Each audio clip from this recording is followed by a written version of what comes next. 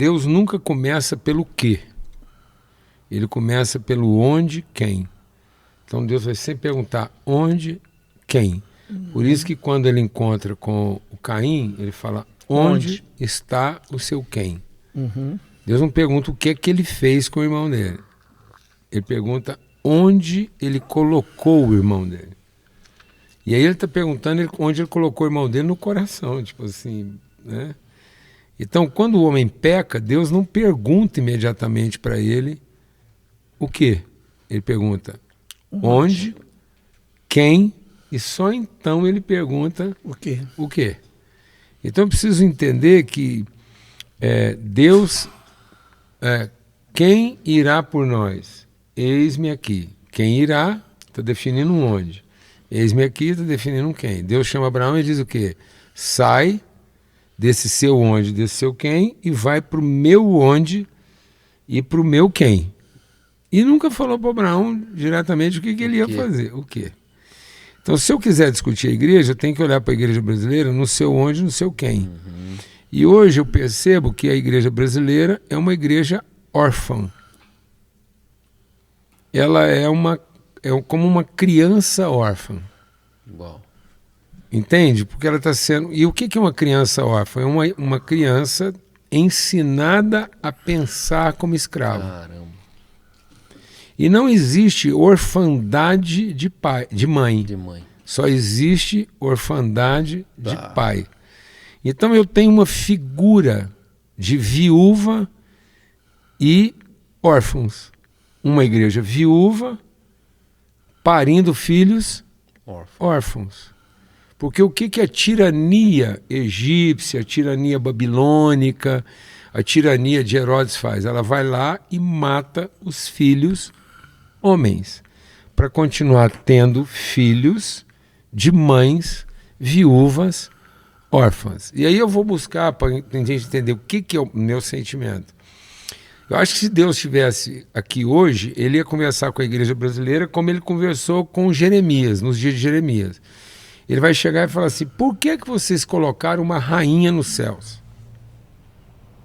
Então, a divindade da igreja brasileira hoje ainda é feminina. E isso se explica historicamente. Porque quando a igreja cruzou o limite do contexto hebraico, que era Jerusalém, Judéia e Samaria, ela entrou em Éfeso. Então, em Éfeso nós temos a porta. Então, quando Jesus define os confins da terra começaram em Éfeso e termina no Brasil. Então, isso é uma realidade de Diana.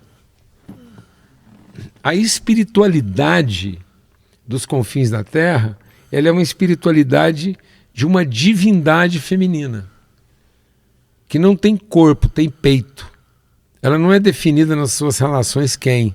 Ela é definida nas suas oportunidades que. Então é uma igreja focada no quê? Uma igreja que quer peito e vagina, para ela parir e ser mantida. Então ela tem um idealismo feminino. Uau.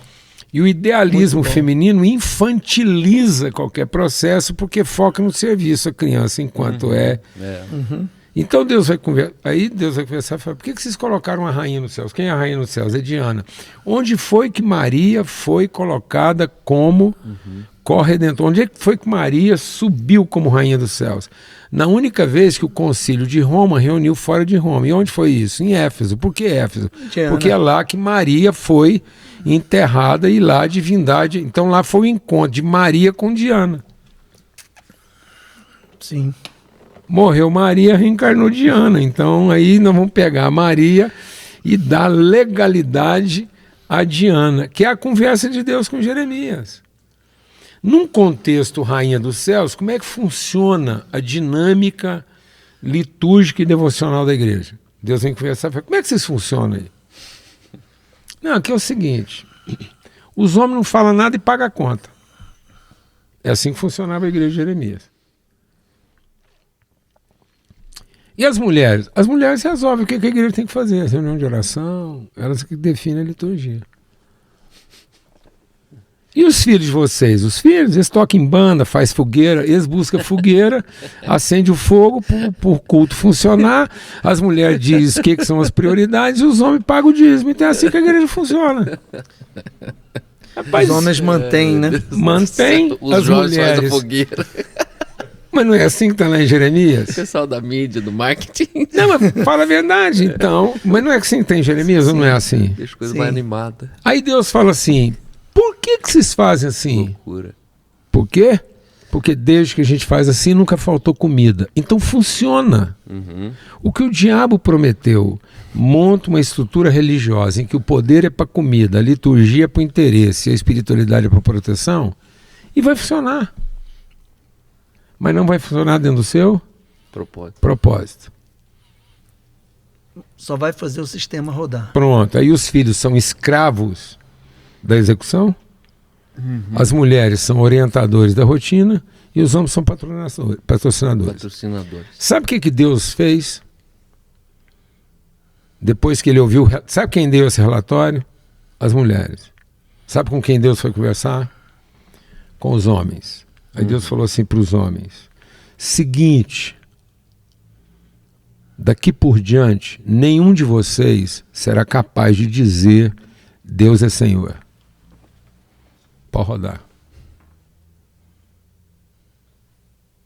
Vai fazer essa igreja que eles estão fazendo, mas não vai nascer um homem capaz de dizer Deus é Senhor. Você pode continuar dizendo que ele é Salvador, porque está funcionando. Mas você não está cumprindo o propósito. Porque você não vai ser capaz. Quem foi punido com isso? Os homens. Que não seriam mais capazes de dar direção para tudo aquilo. Se eu juntar isso com Isaías, diz assim, nos últimos dias, Isaías 4, 7 mulheres vão virar para um homem. Aí você entende 7 mulheres como 7 mulheres, 7 congregações, o que for. Vão virar para um único homem e dizer assim, você não precisa casar com a gente não, nós pagamos suas contas. Só queremos filhos. Nós pagamos suas contas, você não tem nem que sair de casa para trabalhar. Você só empresta o nome para ninguém pensar que o nosso filho é bastardo. Sim. Aí nós estamos vivendo um patrocínio denominacional, sem nenhuma expressão relacional, em cima de uma remuneração pelo direito de não ser bastardo. E é justo continuar chamando isso de igreja? É. Porque ela é a igreja de Éfeso. Mas igreja de Éfeso é igreja ou é... Não, se ela se arrepender, ela é a igreja. Se ela não se arrepender, ela é entulho. Mas aí, para conversar com ela, eu tenho que dizer para ela que ela é a igreja. Ela que vai resolver se ela é ou não. Eu não vou resolver por ela. Porque se a igreja... Então eu tenho que conversar com ela como se ela fosse. Como se ela fosse. Mas ela que vai provar. Pronto, ela que vai resolver. Então Deus escreveu para a igreja de Éfeso. Sim. E falou assim, agora vocês que digam se vocês são... Ou não. Ou não. Eu não vou dizer, porque eu não vim para fazer juízo, eu vim fazer justiça. Então eu venho cá e apresento os critérios da justiça. Porque Deus vai fazer juízo em cima do juízo de mérito que o outro fez diante da justiça.